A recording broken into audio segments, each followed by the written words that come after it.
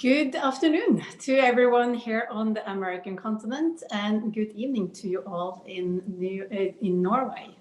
Thank you all for joining us here for the 9th annual Norway Now Performing Arts from the Northern Latitudes, this time in the virtual space. My name is Harriet Berg, and I'm the Norwegian Consul General here in New York. First, I would like to thank Performing Arts Hub Norway and all their contributors for organizing another Norway Now program that highlights the diverse and dynamic works of dance, theater, video, and performing arts from Norway. We would have loved to see all of you here in New York, together with the rest of the Norwegian delegation, as in previous years. But little did we know in January last year that the 2021 event would have to be virtual, and that the months in between would be so difficult. What we've seen in 2020 is a cultural sector all over the world that, despite financial and other struggles, have fought hard to continue sharing culture in new and innovative ways. The Norwegian performing arts scene has already long been known for its originality, diversity, and innovation, which in part is why the international interest has continued to grow. The Norwegian, I find it personally very inspiring and impressive that nearly all the projects that we will see presented here today by Norwegian artists and companies have been created during the pandemic. One of the consulate's key priorities is the promotion of Norwegian arts and culture to a US-based audience, and to facilitate cooperation between Norwegian and American institutions. Performing arts is an important part of this work. Over the years, the consulate has proudly supported Norwegian productions and institutions across the US. And I encourage you to reach out to the Consulate General if you have Norway-related performing arts projects where we might be of assistance, also during the pandemic. To further introduce the Norway Now initiative and today's program, it's my pleasure now to hand the floor to Tove Bratten, Director of Performing Arts Hub Norway. Thank you.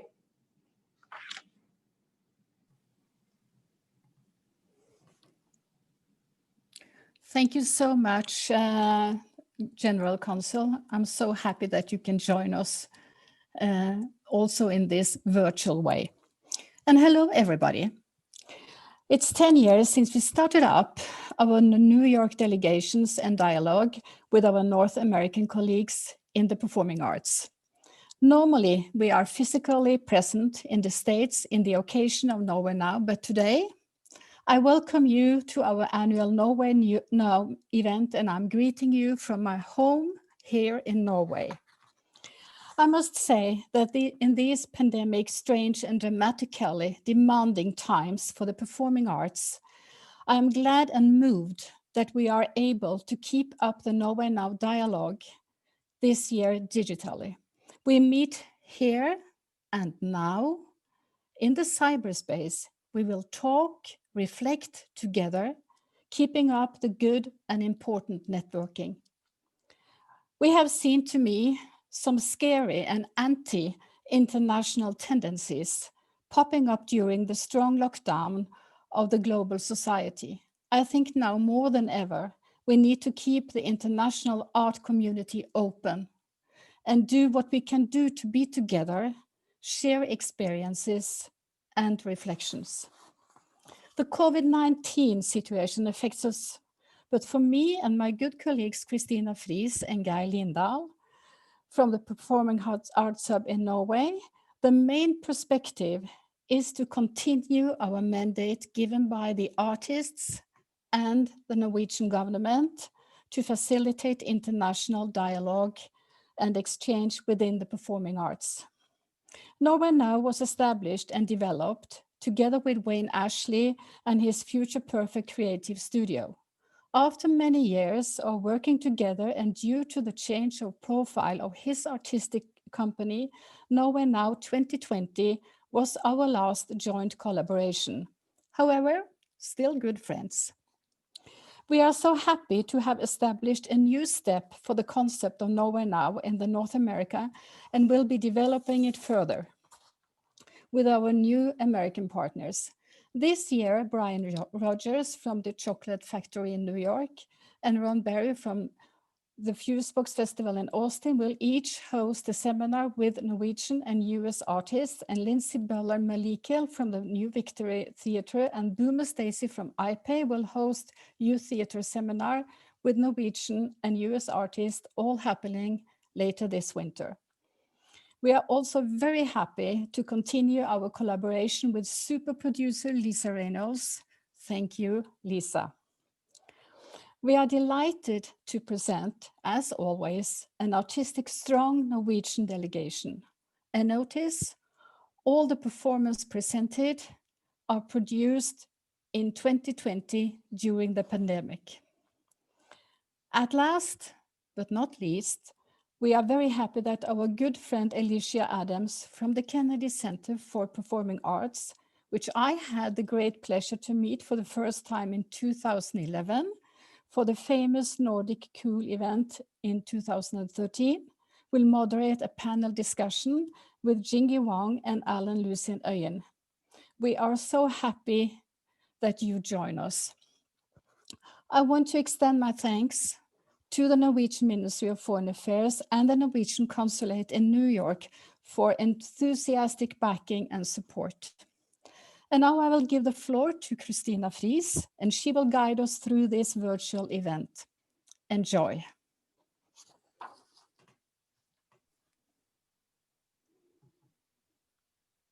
Thank you, Harriet and Tove, for sharing these inspiring words. My name is Christina Friis. I'm the Deputy Director of Performing Arts Hub Norway, and I will guide you through this hour. I'm so happy to see that so many people has logged on to spend time with us this Sunday.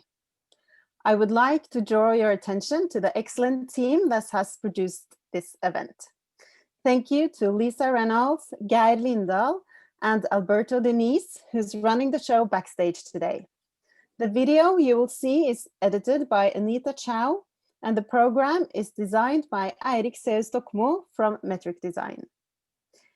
This year, the annual pictures have been replaced by a video of new footage from Norwegian artists, and a program that will give you information about the artists and the works you will see today.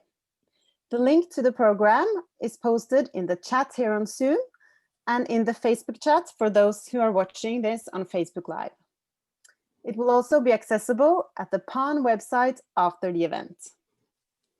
We also invite you to use the chat during the webinar to communicate and share resources. So let's get started. During the next hour, you will see footage from new Norwegian works, followed by a conversation with artists Lucien Øyen and Jingyi Wang, moderated by Alicia Adams from the Kennedy Center for Performing Arts. And now I invite you to watch the video.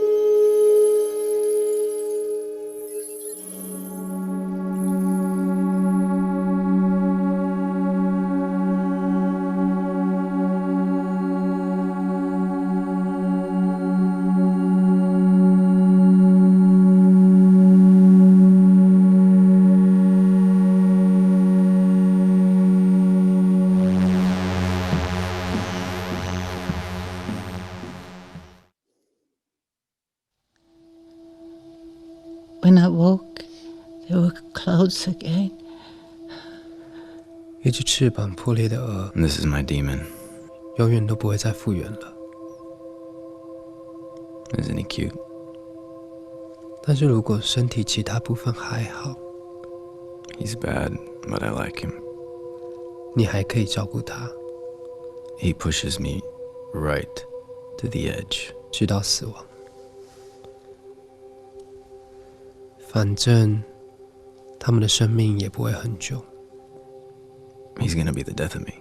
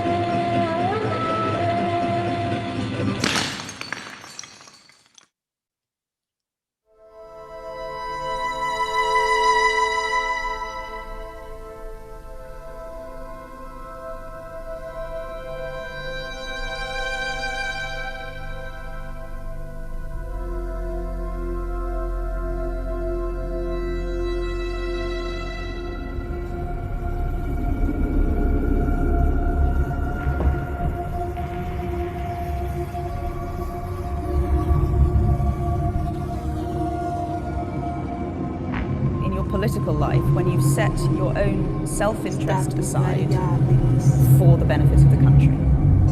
Well, it's a good question, but I would, I don't, obviously it's embarrassing, but true.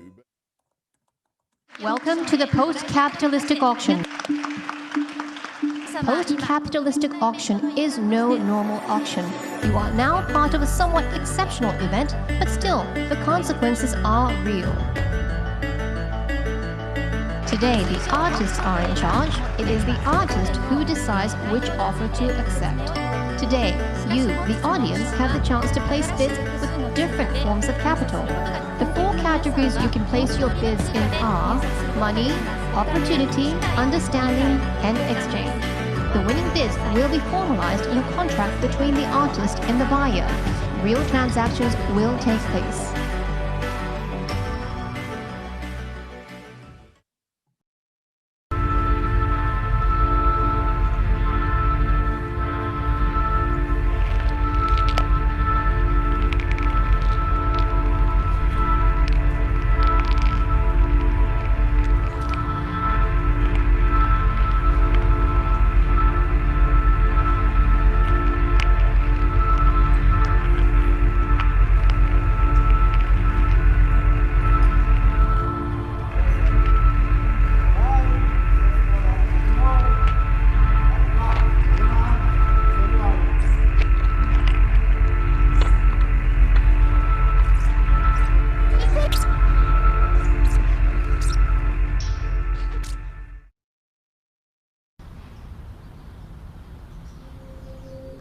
Jeg liker å speile meg, for å få en viss oversikt over hva jeg ønsker at andre skal speile seg i. Gud er fremdeles borte, og naturen krymper raskt. Det er et egyptisk rom med basseng, et dansegulv og et rom der mennesker spenner seg fast og burer hverandre inn. Det er senger langs alle veggene, elektroniske rytmer. Kom. Vi går og ser om tåken kan gi oss noen svar om noe. Sang 13. Tåkete scener hos Poseidon. Er dette ditt rom? Ja, det er mitt. Men nå er det vårt. Hva betyr det? Du kan nå gå ut I friluft. You are now about to witness our official information performance.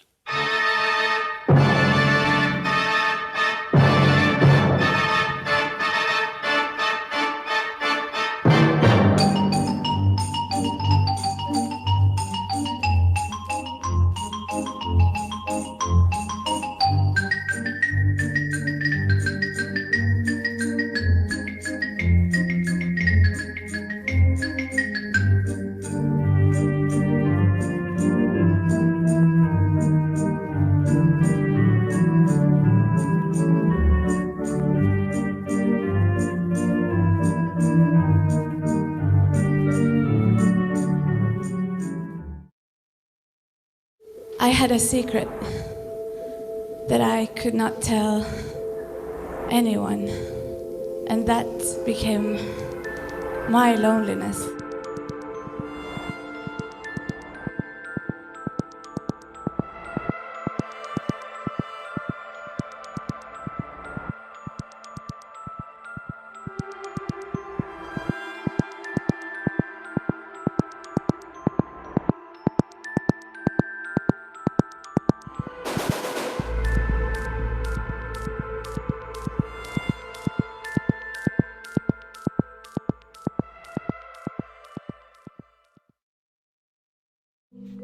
Før så var magesekken min fylt med helt vanlige magesekkting. Sånn som frokost, kanelsnurrer, tarmer. Da hadde jeg en pappa og en mamma. Er det fortsatt stengt her? Eller? Absolutt!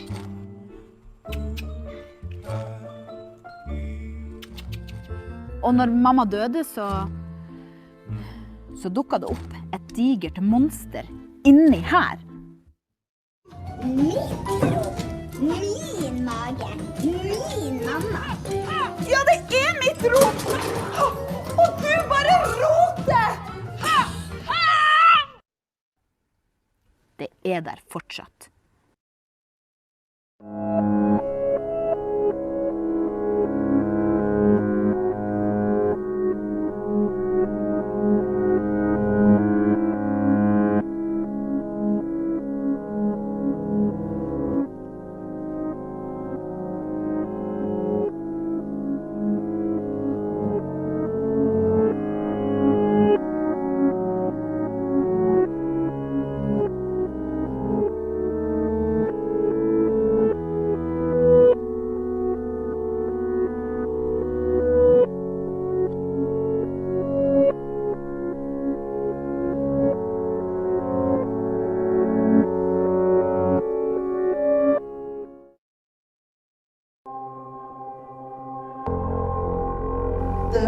German guy from the Inglorious Bastards. I became a very proud woman.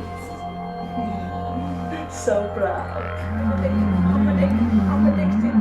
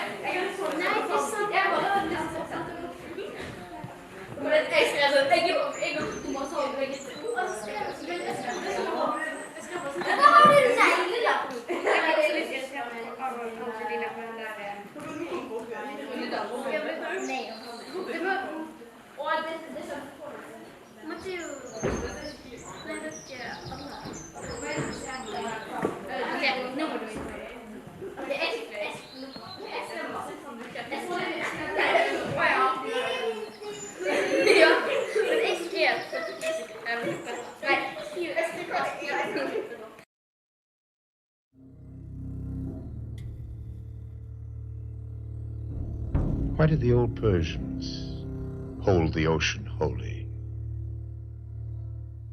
The still deeper meaning of that story of Narcissus, who, because he could not grasp the mild, tormenting image in the fountain, plunged into it and drowned.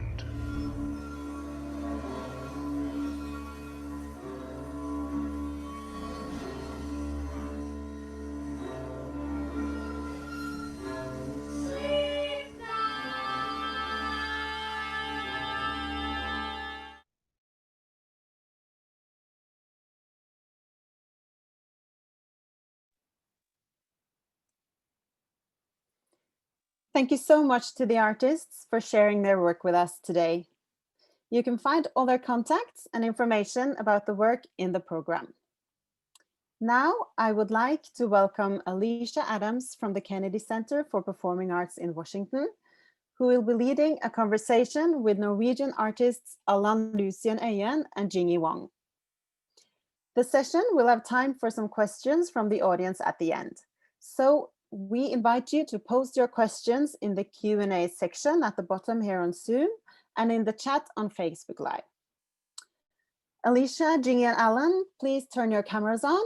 And now I give the word to you.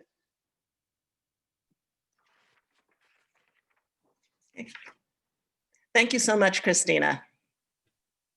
Thank you. Thank you.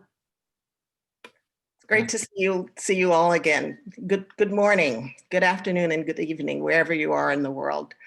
I speak to you from Washington, D.C., and would like to acknowledge that this is the land of the traditional ancestral unceded territory of the Piscataway, Pamunkey, and Anacostia peoples, First Nations. That was a very, and before that, I also would like to thank Tova Bratton and Harriet Berg for inviting me to participate in this discussion of Norway Now. We're used to being in New York and to having these conversations. That's where I first met both of you. And so it's so exciting to see you again.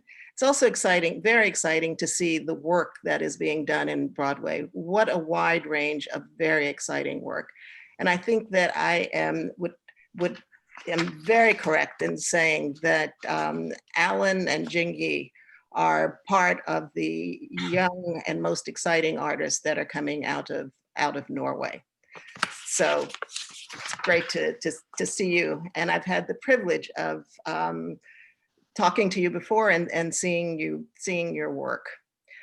Jingyi, I think I wanted to start with you. You describe on your website that your work is concept-driven, it's social, political, concerned, and interdisciplinary. You are challenging the establishment quite a bit in this work, and it's also very interactive. So it engages with the audience in a very dynamic way. Post-capitalist auction is one that I saw a video of before, and then your new work is Judge Me, which will premiere in Bergman. They are similar in terms of the themes that they are discussing, but done in very different ways. Can you talk about that a bit for me? Sure. And also very happy to see you again, Alicia, although has to get used to the Zoom meeting a little bit more. Also, Alan, nice to see you here. So yes, I think in terms of the subject, these two projects has some succeeding to each other. They're all concerned about value system in the deep, and art or artist as the mirror or as the holder to reflect the riddle in a very extreme case. And but in terms of the content and all the format, these two are completely two different work. The first one, because it's deal with how we value art, so auction was the best context to represent the scenario and to reflect the questions. And the new work is coming out in October this year, Judge Me. It's about the artist's dilemma into the society in terms of their value. It's still about value, but why I take this time a court trial instead of continue the auction is because this comes from my own, let's say, crisis or this dilemma. Personally, I feel as an artist, as many artists, we are kind of the group that's usually being underpaid and also doesn't have stable income. And probably in the United States, many artists even doesn't have any social security.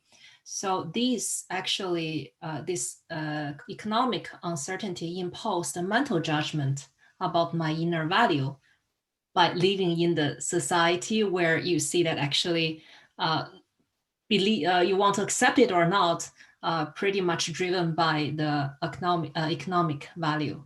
So this feeling of being judged is a very strong concept.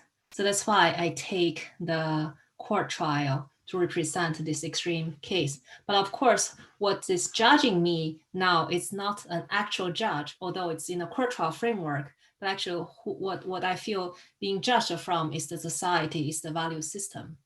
So actually in this work, I invite 8 witnesses from outside art world, because I don't want to discuss this question whether artist has important value to society just within the small group in our own bubble. I want to open this question to in a bigger scale of the society, to invite other profession to discuss what is the value of artists to them and what is the position. So yeah, that is the These are very unusual pieces, I think. What has the response been to them? Sorry, what is the response to? Been to the work. Right, that's until now. To capitalistic auction, the response to that by the audiences or by the critics. Yeah. Is it having the impact, I guess, that you want it to? Definitely to the auction, because I did in Bergen and in Japan, Tokyo, Yokohama, because it's landed in very different contexts. So the response is also very different. For example, in Bergen, where the artists or artwork are pretty much protected by the public funding system. And I think the artists and also the audience are very understanding this concept and to collaborating with this concept. But in Japan, I must say that artists are very supporting, but many, you can imagine the galleries or some critics, they're very pretty much protecting the capitalism system. So actually, I can feel that this idea touch their nerve. So some of them are very open-minded to support, and some of them really like almost jump out to announce that no, they will never let their artist to be part of it. So I think this is, but for me, it's a success to see the real reaction from the society. Yeah. Right. Well, it's quite provocative, and I think that's one of the things that art can do, and it's also critical. I mean, you're making critical assessments of society and of artists. I think so. I try to also bring it a little bit out from art itself to, for example, in Japan, this the auction attracted the coverage from Nikkei, which is the largest financial newspaper in the world. Right. And in my new work, Judge Me, I'm trying to also continuously, I'm going to use live stream, and also the audience on live stream can vote through, can participate in the voting as part of the jury. So yeah, I try to reach to more wider audience than just in the art, let's say the art fans or the theater goers. Yeah. Right. I think these times have led us to these hybrid ways of working now. And you have Judge Me will premiere in Bergen in the fall? Yes, in October, Medieval Theater Festival. Yes. Right. Great. Right now, I don't have much video material to share with you and with all the presenters right now because it's still in development. But in around April, I will share more work in progress material to everyone. Yes. Right. We'll look forward to that. Yeah. And Alan, you do everything. You're a writer, you're a choreographer, you're a director, you're a dancer. I mean, you're one of the most sought after artists in Norway. It's very exciting what you are doing. We had you at the Kennedy Center with Bird and Magic Rain with Tears, that I would say was more of a theater piece, which was interdisciplinary, highly visual. You were one of two choreographers chosen by the Pina Bausch's company to choreograph on her. I believe that work is called Bon Voyage Bob. Yep. And Story Die is a dance piece also, which has been very, very successful. And the most recent work you're doing is a piece called Rivers. So what can you tell me about the through line for all of your work? How do you decide, or do you decide, or does it just come from you? What is that you want to do a dance piece, or you want to do a theater piece, or you want to mix the two up? Talk to me about that. Okay. Well, first of all, thank you for the invitation, and nice to be here and see you all. And I'm calling you from my sister's kitchen on the West Coast in Bergen. I'm also in Bergen, Norway. Yeah, I always I feel very grateful actually to have been allowed to explore in such various directions, and I feel I think I tend to kind of oscillate between the two, between if I put theater and dance in the extremes, and then over the last year I've also done opera, and once I've done a musical. So, but whenever I work with pure text, I kind of miss the physical. The physicality of movements, and I say, like it's oh, I wish we didn't have to be bogged down by all this meaning. And as soon as I work with only dance, I'm like, oh, I wish we had a script so we could know what it was all about. So I kind of, I think it's, I try to look for what the topic of the project is and what the project needs, and then a little bit what I'm interested in exploring. Now I feel like I'm always, you say I do many things, and I want to kind of say, oh, well, I dabble, that's a little bit the feeling. And I guess I'm not been doing this for some years now. I can't really claim to just be dabbling, but because I'm always pushing I'm always trying to put ambitions slightly out of reach, so that to try to do things differently. Right. So with the last project, for instance, which is we're doing for my own company, Winter Guests, which is called Rivers. We were making it now in the pandemic, and we had our tours postponed, and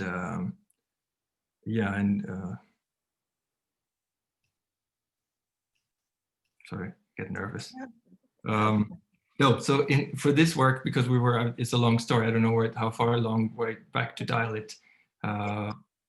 If you could just tell us a little bit about Rivers. I will say that the Kennedy Center is one of the co-commissioners of this, to originally be a part of a festival called River Run that was to take place, but the pandemic has halted us on this. Yes. We're still looking for, but tell us a little bit about this. Well, it's like you said, you're one of the co-commissioners, and there's a collaboration between the Kennedy Center and also the National Theater and Concert Hall in Taiwan and Winter Guests. And it's a piece for 5 dancers and 4 actors now. And when we were faced with creating we were a long time gauging what we were supposed to do now when the world was shutting down. And we figured if we could work, we should work. It was kind of a responsibility. So the process started very much with it took a lot of time in the process just to deal with the situation. So I would say it's a piece very much affected by the global pandemic. And I had done a remount of a production here in Oslo that was that happened in September. I did a piece based on Hamlet here in Oslo for the National Opera and Ballet. And they didn't know if it was going to have a live audience, and they wanted to explore possibilities of streaming, like many people did. And I responded like, okay, we could kind of make it available digitally, but we didn't want to just do a streaming. We wanted to do like a film of it. So again, the ambition became very high. And we started, I've had a dream of having a moving camera with dance on stage since I had this first Steadicam rig 5 years ago now. But we wanted to do it, we take it one step up. So if you saw the trailer of the work in the beginning, which also features Liv Ullmann, which is a film actress, it was in CinemaScope. And the reason for that is that we are using a film camera on stage. So that's also what we did with Hamlet. We brought a real Hollywood film rig with a state-of-the-art stabilizer and camera, and was very much wondering how this would change, because there's been a lot of live video work, and I've always resisted it because of the quality of the image. But the ability to be the very close proximity with the performers was very exciting. And I usually say that my performances are like bad excuses for not making movies. So this was kind of one step closer to that. But also an awareness of, and that's based on the dialogue we had with presenters and collaborators around the world during this pandemic in situations like this, and realizing that there's still an interest for international exchange, but it's an impossibility right now with travels across borders. And this idea of kind of a digital touring came up. We're creating works that could be presented for an audience locally that can gather in the theater. So not like backlog work or archive work, which is shot in the traditional multi-camera version, but like kind of more immersive work that is created both for a live audience and a camera. So that's also the aim of this project, to create, well, who knows what the future will be of performance that could tour digitally. So this seems very organic for you because of the way you work, to have adapted to these pandemic times, to change it so that it works for the digital stage, would you say? Yes, I think so. I always say I like limitations, because it forces you into directions you may not normally take. Albeit this was a big, the pandemic was a big challenge this time, but yeah, I think we just have to try to make do, and the most important is not to stop.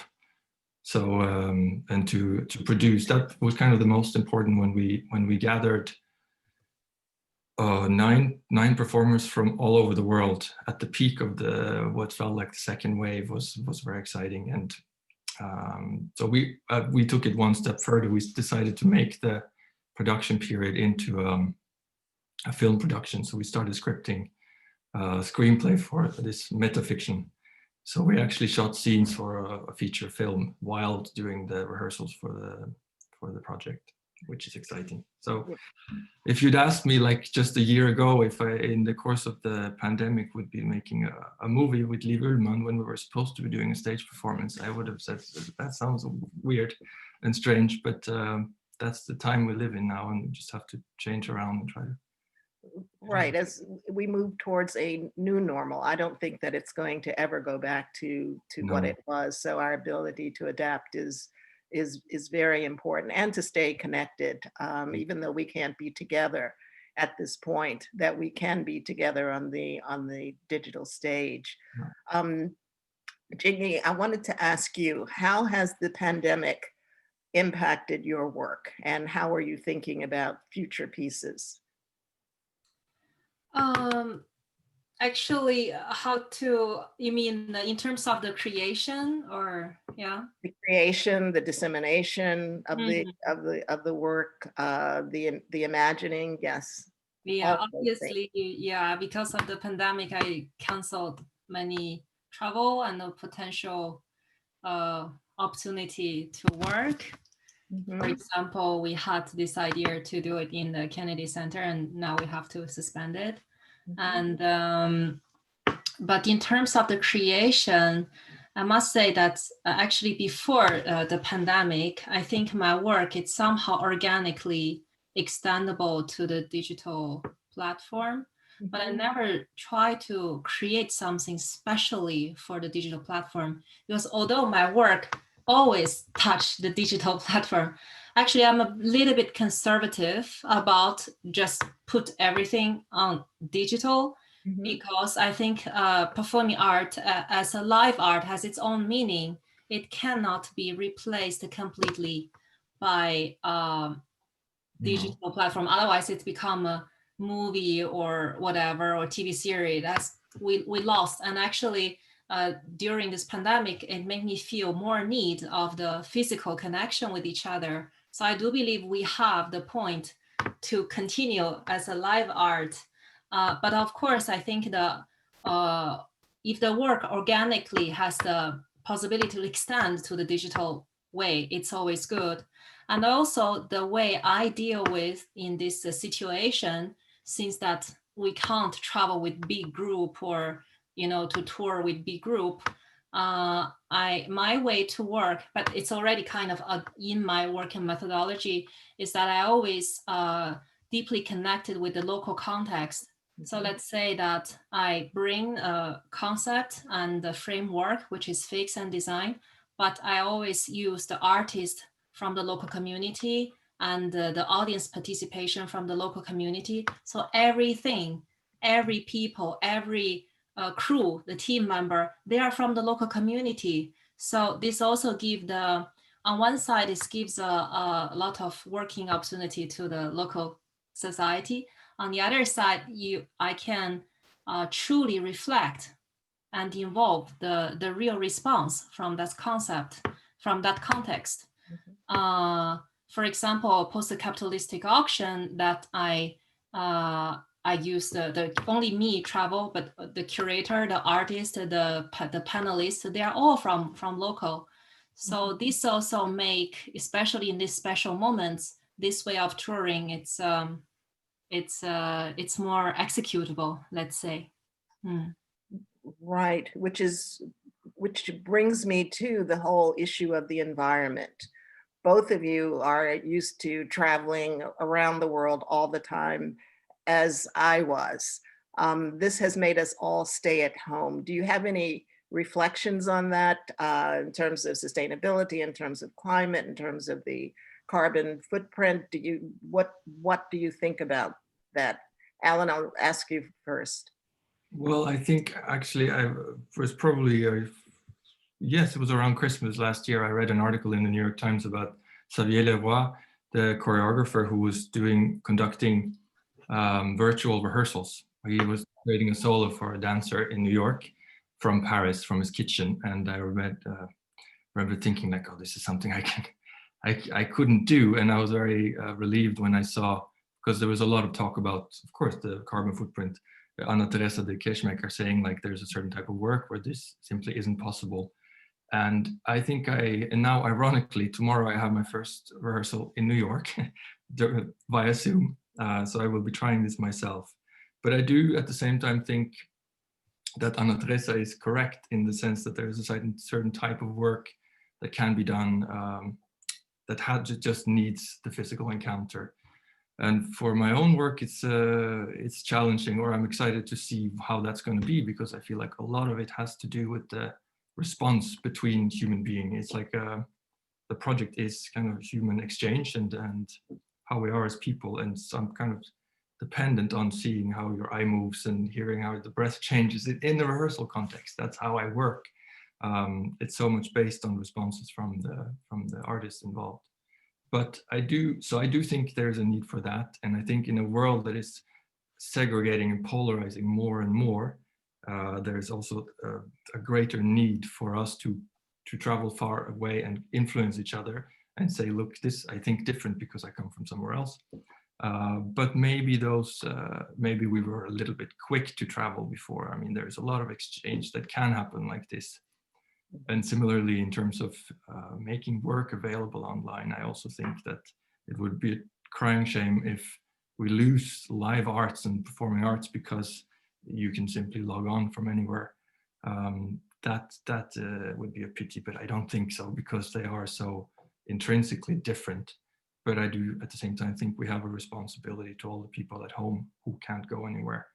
So I'm kind of the most excited when I see those odd kind of projects that are made for the format. I think right this evening or this afternoon, there's a streaming of Ratatouille, the musical, made on videos from TikTok or something, and in support of the Actors Union or something like this.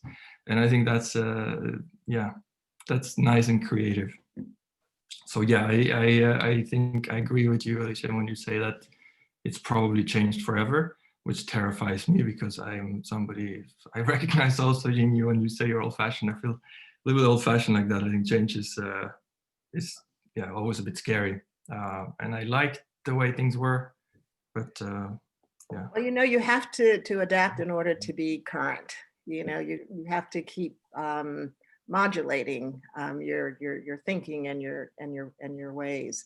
Aiko of Aiko and Coma was saying the other day on a panel that she misses the gaze of the audience, and I thought that was a very interesting way to put it, because the gaze, she felt, feeds her.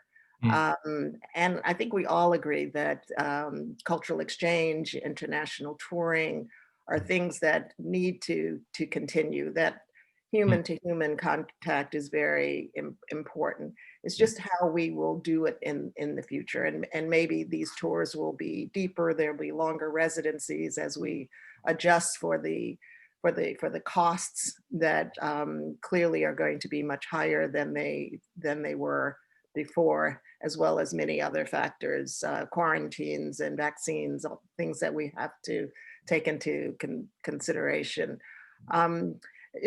Jingyi, you sort of answered this question talking about the fact that you do use local people to engage in the work, which I think is great, because that kind of community engagement is very important.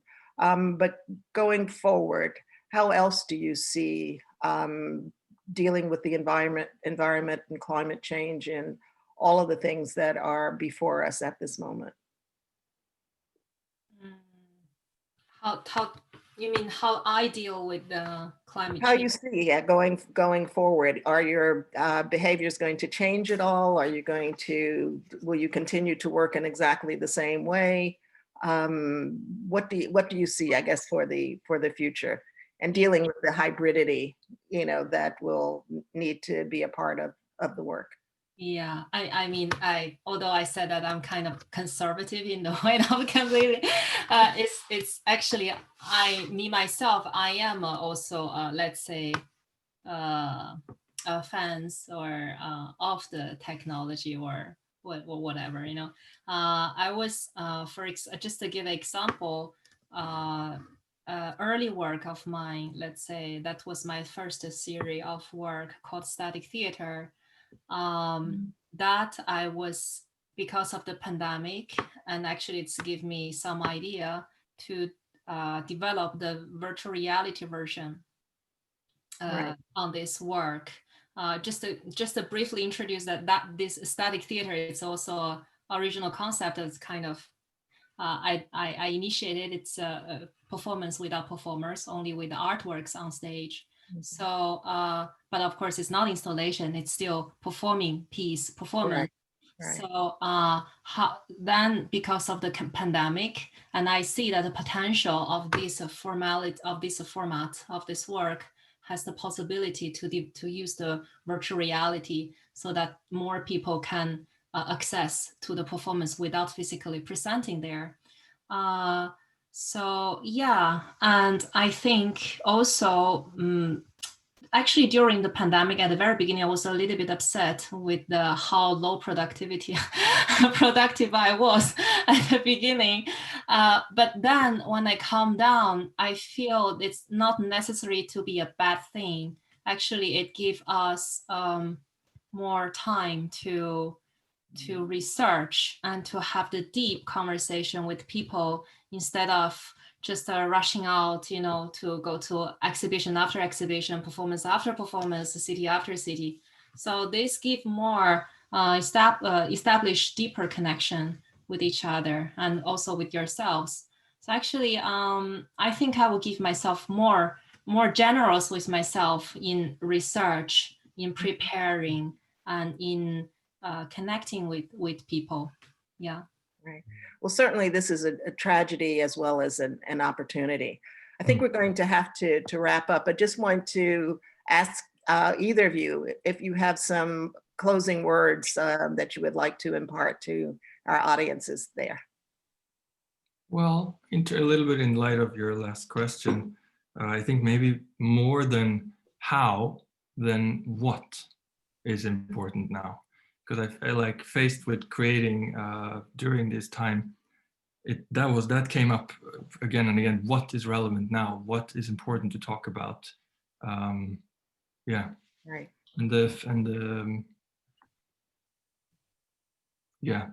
Seeing how people feel, and I'm excited when I see that a lot of the world, when you zoom out, has used this moment as a moment of confrontation. I think that's exciting. And I think we need to do that and let that be reflected also in the work that we create. Yeah, thank you. And Jingyi? I think in this difficult time, actually it's a good opportunity to let us be more kind to ourselves, or accept more the vulnerability to ourselves. Let's put down the mask to have to be always strong or productive. To be more true to ourselves. Well, I think it will give a better stage to even the world if we fight less, but accept more. Now, those are great words to end on. I think there are more questions now that Christina is going to take us to. Yes, thank you, Alicia, Alan, and Jingyi, for sharing these perspectives. I'm jumping in to ask some questions from the audience. And the first one is from Scott Stoner. I'm going to read here. He says, I was struck when watching many of the performance clips today that they invite a sense of mindfulness, which in itself can be very therapeutic in these challenging times. What is the responsibility of artists to help frame this as such with critics and audiences? Clever crafted, isn't it? Yeah. Do you see it in the chat here? Yeah. Can be very pure. Yes. What is the responsibility of artists? Who should go first? Why don't you go first, Alan? Okay. Well, yes. I mean, we started setting ourselves down in a circle, distanced 1 meter apart, and I realized like I should. It felt like self-help circle, and that it is both therapeutic for us and hopefully also it can be for an audience. I think so. We should reflect the world, but the responsibility of artists to help frame this as such with critics and audiences. I don't know if I completely understand. Me either. I think it is our responsibility to keep reflecting the world that we live in, and right now there is a lot of need for healing. There's a lot of need for therapy, and art has a great potential for that. And hopefully we can make the works that can facilitate a little bit. I think art is always one of the most important group to speak for the minority and speak for the vulnerable group that is in all the time, especially at this time. And I think, as I said, I think artists should be the first group to be most true, to reveal the weakness or the need of human being. Maybe it's too big, this word. I think in that sense, to be true, to reveal the weakness, it's strong. It's super strong. It's super therapeutic. Yeah. Yeah, it seems there has been like an increasing trend, or maybe not a trend, but like something that's happened, that people are more and more comfortable revealing themselves, how they truly are, and with their weaknesses and vulnerabilities, and that's a big strength. Yeah, it can be very helpful. Okay, I'm gonna ask one more question. That's all we have time for, and it goes a little bit the other way, but let me read this for you. Artists tend to adapt and rethink and push boundaries, but creativity is hard. It's an exhausting process. This pandemic was so overbearing. Did you at any point just want to stop creating and watch Netflix instead? Can I say that I watch much more Netflix than creating? Truly. And I feel a bit shame sometimes or to be like this, but and sometimes I even ask myself, even you as an artist, you watch less performance, what is that? Sorry, the digital performance than watching Netflix. Then what about others who are not artists? Do they really care still about art? But so I just I share the same feeling with, I guess this is also an artist asked this question. So don't feel shame. I believe many artists feel the same, but it doesn't mean that this will stop you from creating. I think everything at this moment, when you need rest, then rest. When you need to stop creating, we are not a tool. We are human being, even artists. Yeah. Well, in the spirit of like sincerity and showing your vulnerabilities, I struggled very much with creating and kept kind of beating myself up of it because I've been screaming for more time to kind of take stock and yeah, and now suddenly I had all the time I could ask for, and I couldn't do anything. Of course, I'm someone also who responds very much to deadline and situation to create and push forward. But yeah, so it was hard actually to see those amazing artists online who seem to just go like, oh, I have a napkin. Oh, I just made a set design for a puppet show, or like, which was so inspiring. But I was kind of looking for somebody saying like, you know, it's okay that I haven't done anything today and not yesterday or the week before or last month, and I don't know what to do tomorrow. And yeah, I feel the same way. Yeah. I think that's also part of the creation somehow. I do feel so. For example, Judge Me, it really comes from my lowest point when I feel really struggle, pointless, no value, nothing come out. And then this big bitterness, like a volcano coming out from the bottom of my heart and become the next project. So you never know where you end up with all this killing time thing. I don't know. That's true. We're the same in our process for the piece that we're doing. We spoke a lot about demons and soul-eating demons and the value of truth. And I think that comes out of that we were all kind of soul-searching and confronting ourselves. Yes. Thank you. Sadly, now it's time to wrap up. So I invite Alan, Alicia, and Jingyi to turn on their cameras. Thank you so much. Thank you so much. Happy weekend. What's Thank left you. of it. Back later. So I would like to say goodbye to everyone. Stay tuned for our next up and coming digital events. You have some information in the chat, and the next one will be on January 28th. You can find information also on our website and Facebook page. And from Performing Arts Hub Norway, we would like to thank you all so much for being part of this. And thank you for watching, and see you soon.